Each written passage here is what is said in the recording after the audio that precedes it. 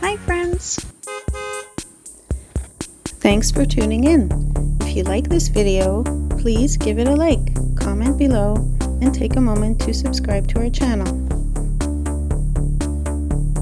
Miramar Beach, Florida, is a picturesque coastal community located along the Gulf of Mexico in Walton County. Known for its stunning white sand beaches and clear turquoise waters, it's a popular destination for both residents and visitors. In the early 1900s, the area was known as Shoals, and was primarily inhabited by farmers. However, challenges such as crop diseases led many to leave.